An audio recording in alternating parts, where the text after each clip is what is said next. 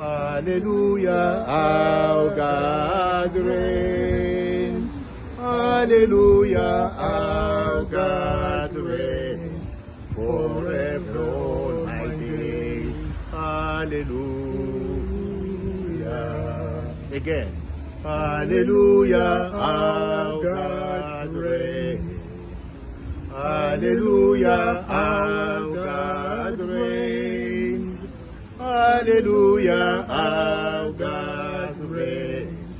Forever all my days. Hallelujah. Alléluia, alléluia, alléluia. Oh. Lecture de l'évangile de Jésus-Christ selon Saint Matthieu au 16e chapitre, à l'occasion de la célébration de la fête de Saint Pierre et Paul, les apôtres de notre Seigneur Jésus-Christ. En ce temps-là, Jésus arrivait dans la région de Césarée de Philippe. Il demandait à ses disciples, au dire des gens, qui est le Fils de l'homme? Ils répondirent, pour les uns, Jean le Baptiste, pour d'autres, Élie, et pour d'autres encore, Jérémie ou l'un des prophètes. Jésus leur demanda, et vous, que dites-vous? Pour vous, qui suis-je? Alors Simon-Pierre prit la parole et dit, tu es le Christ, le Fils du Dieu vivant. Prenant la parole à son tour, Jésus lui dit, heureux es-tu, Simon, fils de Jonas. Ce n'est pas la chair et le sang qui t'ont révélé cela, mais mon Père qui est aux cieux. Et moi, je te le déclare, tu es Pierre, et sur cette pierre, je bâtirai mon église. Et la puissance de la mort ne l'emportera pas sur elle. Je te donnerai les clés du royaume des cieux. Tout ce que tu auras lié sur la terre sera lié dans les cieux. Et tout ce que tu auras délié sur la terre sera délié dans les cieux. Acclamons la parole de Dieu. Louange à toi, Seigneur Jésus. Mes frères et sœurs, l'Église nous donne cette opportunité merveilleuse, cette occasion de pouvoir célébrer la mémoire, la fête de deux piliers de l'Église chrétienne, de deux colonnes en la personne de deux apôtres. Donc c'est la fête de Saint Pierre et Saint Paul. Et nous célébrons cette fête le dimanche. Parce que d'habitude, et quand la fête des saints coïncide avec un dimanche, le dimanche c'est le jour de la résurrection de Jésus. C'est Jésus qui est au centre. Mais d'une manière exceptionnelle, peut-être pour la Vierge Marie, et pour des saints comme ceux-ci, donc Saint Pierre et Saint Paul, l'Église veut que, et donc le dimanche, nous puissions les vénérer, les honorer, en faire mémoire, car ils sont grands pour l'Église de Dieu sur la terre, pour les chrétiens, pour toute l'humanité, pas seulement pour les chrétiens, pour toute l'humanité. Nous voudrions peut-être développer certains aspects de cette fête. D'abord, le fait que Jésus, le Fils de Dieu, Dieu qui s'est fait homme sur cette terre, il a pris combien il a pris en charge l'humanité, l'humain, l'être humain tel que nous sommes. Parce qu'il s'agit des êtres humains. Pierre, en tant qu'ancien preneur de poissons, un pêcheur, avec tant d'autres, avec ses frères, avec ses parents, et il les a appelés, et il en a fait des grands. Il a fait de lui, avec ses amis, des grands Ils sont grands et éternellement grands par le fait qu'il les a associés à sa divinité. Donc, combien il a pris, et comme nous le disions, Jésus est monté au ciel avec son corps, le corps humain, l'ascension. Et il est au ciel avec son corps et il intercède pour nous. Nous pouvons, comme par télépathie, être en contact avec lui. Nous n'avons pas peur dans notre corps qui est mortel, mais nous pouvons entrer en contact avec Jésus là où il est. Donc, combien il a donné de la valeur à l'humain et à quelque chose de Paul, de Saint Paul, donc Saoul de Tarse, celui qui était le persécuteur, qui avait comme décision de combattre et de détruire l'église de Dieu sur la terre. Parce qu'il en avait peur en tant que pharisien. Il en avait peur. Lui qui comptait sur le fait de ses efforts, l'effort humain pour être sauvé, et qui en était convaincu. Et sur le chemin de Damas, il allait pour persécuter, pour tuer, faire du mal, arrêter les chrétiens, les mettre en prison. Il en avait donc les droits, les lettres des autorités, et il faisait une sorte de guerre sainte, la guerre sainte. Donc pour étouffer, comme dans l'œuf, le poussin dans l'œuf. Et c'est sur le chemin de Damas qu'une voix lui a parlé. Allez, Saoul, Saoul, pourquoi me persécutes-tu? Qui es-tu, Seigneur? C'est moi, Jésus, que tu persécutes. Alléluia. Une voix qui lui a parlé. C'est moi, Jésus. Tu persécutes mon église, tu me persécutes moi. Donc, alors, c'est mis, il partait de tomber de son cheval, et puis, etc., etc. Donc, on connaît le récit. Et depuis lors, quand il a retrouvé la vue, quand il a été baptisé, et puis il a commencé à parler de Jésus. Donc, combien c'est que nous pouvons, l'être humain, le pécheur, ce qu'il peut devenir quand il rencontre Jésus de Nazareth, le Jésus ressuscité, ce qu'il peut devenir. Pierre. Et quand bien même il l'avait rencontré, il a continué à être le pécheur. C'était un voyant homme, capable de dire, moi je suis prêt, je serai prêt à mourir avec toi, à mourir pour toi. Pierre. Et dans la même nuit, il l'a renié.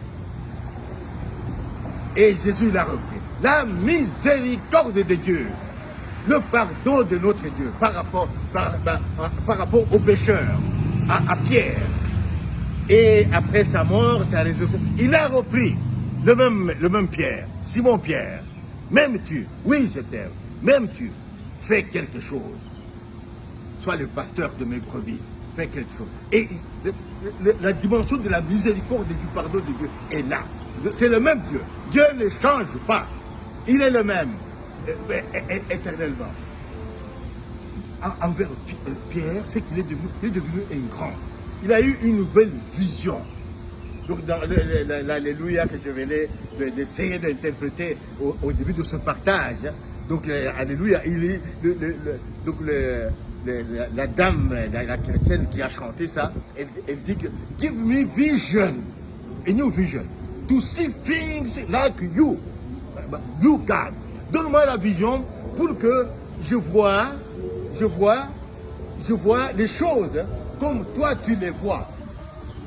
Donne-moi la vision pour que je vois les choses comme toi tu les vois.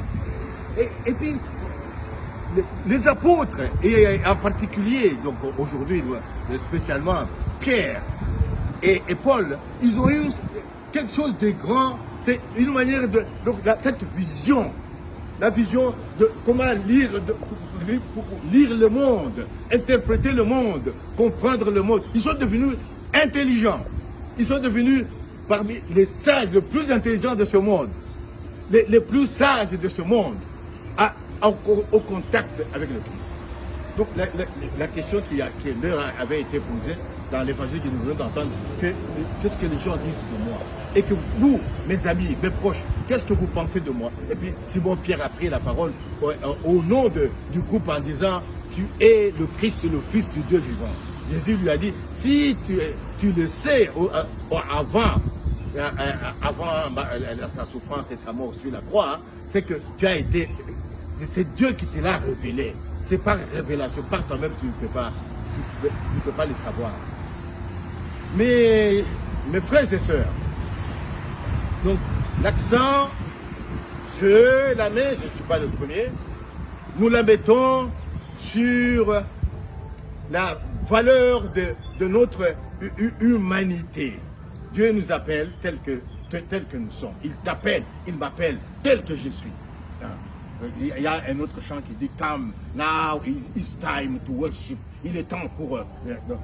come, just as you are, to worship. Viens louer le Seigneur, viens prier tel que tu es. Il ne faut pas dire « Oh, il faut que j'aille d'abord faire ceci, que j'aille me préparer ». Non, tel que tu es. Parce que le changement, c'est Dieu qui le donne, qui le fait. La sainteté, c'est un don de Dieu. Et il vient par notre adhésion à Jésus-Christ. Qui est Jésus pour toi? Qui est Jésus pour toi? Alors, et cette question, nous devons nous la poser. Nous sommes à des degrés différents. Il y en a qui sont beaucoup plus loin en profondeur dans l'acceptation de Jésus. Il y en a qui sont au niveau superficiel. Il y en a qui l'ont refusé. Mais nous invitons mutuellement à accueillir Jésus comme étant notre Sauveur et notre Dieu. Et l'Église, c'est, nous pouvons définir l'Église de Jésus-Christ. C'est la communauté des pécheurs. Nous pouvons la définir comme ça. L'Église est un hôpital des malades. Oh, mais tu es malade, hein? Tu veux être un prédicateur, donc adhérent de la personne de Jésus-Christ. Il faut être plus ou moins comme malade. Donc tu deviens un scandale pour les uns, folie pour les autres. C'est ça, c'est qu'on devient comme un enfant. Si vous ne devenez pas comme des enfants, vous n'entrerez pas dans le royaume de Dieu. Donc une certaine folie. Et alors on devient intelligent. On a une vision, la vision du monde. Nous nous invitons mutuellement à avoir cette vision. Donc nous pouvons définir l'Église de Jésus-Christ, fondée sur des êtres humains qui sont Pierre. Donc Dieu Pierre, sur cette pierre je bâtirai mon Église. Et les forces de l'enfer ne l'emporteront pas. Mais il restera toujours le même Pierre. Et il l'a choisi. Et Paul, qui était un homme faible, destiné en lui-même à détruire l'Église, c'est lui qui est devenu le prophète, le grand prophète, avec ses prédications, ses missions, mais spécialement, il est devenu grand avec les lettres, ce qu'il a écrit, inspiré. La lettre de Saint Paul, apôtre aux Corinthiens, donc les lettres de Saint Paul sont devenues comme exactement la parole. Elles sont pas comme elles sont la parole de Dieu. Parce qu'ils se sont laissés inspirer, se sont laissés transformer. Donc l'Église, je me répète, un hôpital de malades. Nous devons définir comme ça. Nous sommes là pour ce sont les malades qui ont besoin d'un médecin, mais non pas les bien portants. Donc se sentir malade, et puis on entre là-dedans, et pour être guéri, spirituellement d'abord, physiquement après, mais spirituellement, être guéri, être transformé par l'esprit de Jésus-Christ. Donc, une communauté de malades, et une communauté de pécheurs, une communauté de faibles, basée sur la fragilité humaine, voilà, la fragilité humaine, des humains. Mais des humains appelés à la sainteté. Ça c'est après, c'est l'action de Dieu. Ce que le Seigneur lui demande, c'est de pouvoir lui dire, mais voici Seigneur, je viens faire ta volonté. Mais voici Seigneur, il a besoin de répondre. Nous répondons à son appel. Mais pour le reste, dans le salut, à 95%, c'est la main de Dieu, la grâce de Dieu, les bénédictions. C'est cela, être sauvé par la force de l'Esprit Saint qui agit en toi, en moi, en ceux qui croient. Mes chers amis, je voudrais peut-être terminer par un exemple au courant. Je ne sais pas si je serai réellement en mesure de les traduire convenablement. Aujourd'hui,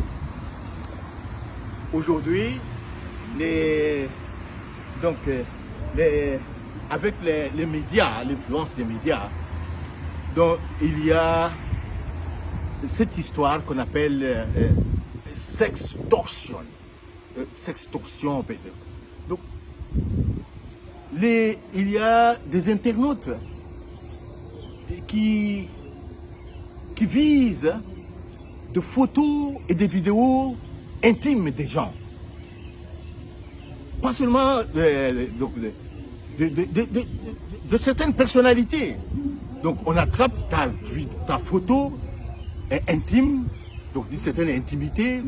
Peut-être là tu n'es pas habillé, tu es nu. Et intimité avec le sexe ou la sexualité de n'importe quelle manière. Et alors, quand c'est par mégarde, si il y a des internautes qui tombent sur cette vidéo, alors ils disent, oh, nous l'avons, on l'a eu maintenant, on l'a eu. Alors ils te disent, hé, toi pasteur, je donne l'exemple de pasteur parce que je suis pasteur, nous avons eu ta vidéo d'intimité là où tu étais avec telle personne, nu, dans ta nudité. Alors on va la diffuser sur les médias. Alors, oh mon Dieu, qu'est-ce que vous voulez? Tu dois nous donner de l'argent. Si ils peuvent demander même une grosse somme, un grand montant d'argent. Donne-nous $2000. $2000, dépendant de là où vous êtes. Si tu ne donnes pas 2000, nous allons diffuser, puis on va voir. Tu vas être par terre. Donc, avec des informations qui ne sont pas bonnes le plus souvent c'est sur le sexe. Et alors, on tremble, Qu'est-ce que je voudrais dire par là? Donc, ceux qui le font, ils sont encore païens. C'est par ignorance qu'ils espèrent donc faire cette extorsionner, donc gagner de l'argent par menace à partir de vidéos, à partir de photos d'intimité. Donc, par exemple, un prêtre est exposé dans une vidéo intime. Et puis on dit, ouais, voilà votre pasteur. Ou bien n'importe quel pasteur. Moi, j'ai vu des vidéos où le pasteur est en train de courir tout nu. Et puis les gens le poursuivent. Oh, il était dans cette maison, il est sorti par la fenêtre. Le pasteur avec une femme. Pasteur, comment est-ce que tu es entré ici? On lui fait tout un jugement pour le mettre par terre. Ce n'est pas pour encourager le mal. Non, le pasteur est appelé à une vie sainte. Mais il reste un être humain. Et la parole de Dieu dit quelque part dans l'Ancien Testament que donc, le malin, il vise la tête. Donc le poisson commence d'abord par courir par la tête. Le malin, donc il poursuit le pasteur afin que le pasteur, le berger, pour que le troupeau soit dispersé. Le plus visé, spirituellement parlant, aux attaques spirituelles, c'est le pasteur. Les chrétiens qui sont déjà d'une certaine maturité, ils le savent. Et quand ils voient leur pasteur dans une situation dégradante, par exemple avec le sexe, ou bien il a détourné de l'argent, ou bien il est avec une personne de son église, les pasteurs qui ont une certaine maturité, ils vont prier pour ce pasteur-là. Mais ceux qui n'ont pas de maturité, ils vont essayer de le mettre encore par terre. Ce sont ceux-là qui cherchent à mettre les images de nudité ou de sexe sur les médias aujourd'hui, afin de mettre le pasteur complètement par terre pour dire ils ne sont rien, ils sont zéro. Non, nous sommes des humains. nous pouvons tomber tous. Ce ne sont pas les pasteurs pour qui les vidéos ont été exposées qui sont les pires de tout. Non, nous tous, les pasteurs, nous sommes faibles. Nous sommes des humains. Et nous vivons, nous sommes triomphants. Nous sommes victorieux par la grâce de Dieu, dans la mesure où le Christ a plus de place dans nos vies. Qui est Jésus pour toi, pasteur? Saint-Pierre, prie pour nous, intercède pour nous, afin que nous puissions connaître ton maître, car tu es vivant, tu participes à la vie éternellement. Saint Paul, prie pour nous, prie pour les pasteurs, afin que nous puissions connaître ton maître, Jésus-Christ, qui est dans, parce que tu es dans la vie, tu participes à la vie éternellement. Mes frères et sœurs, soyez bénis par l'intercession de Saint-Pierre et Saint-Paul. Soyez bénis au nom de Jésus, leur patron, notre patron plutôt, notre Dieu, que soyez, devenez grands, forts et donnez à Jésus la première place dans vos vies. Soyez bénis au nom du Père et du Fils et du Saint-Esprit. Amen.